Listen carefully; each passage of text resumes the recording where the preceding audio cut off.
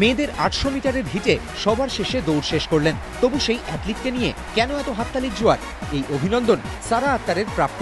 বুধবার লন্ডন অলিম্পিকে ইতিহাস গড়লেন সৌদি আরবের 19 বছরের মেয়ে। পর্দানসীন আরব দুনিয়া থেকে তিনিই প্রথম মেয়ে যিনি অলিম্পিকের অ্যাথলেটিক্সে নামলেন। দেশে অনুশীলন করার উপায় ছিল না, মার্কিন যুক্তরাষ্ট্রে অনুশীলন করতেন।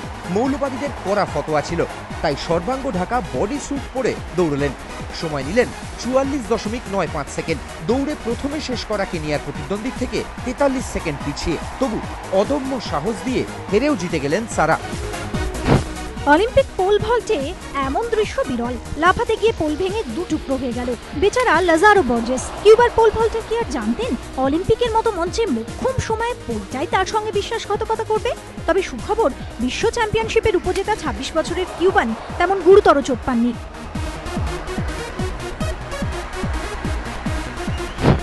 অলিম্পিকে কখনো একটাও ম্যাচ হারেননি। অপরাজিত থেকেই অবসর নিলেন মিষ্টি মেয়ে। ওয়ালস জেনিংসের সঙ্গে জুটি বেঁধে মেয়েদের বিচ ভলিবলে সোনার হ্যাটট্রিক সারলেন মেয়ে। ফাইনালে হারালেন আর এক মার্কিন জুটি এপ্রিল রস জেনিফার কেসিকে। ফল 21-16, 21-16।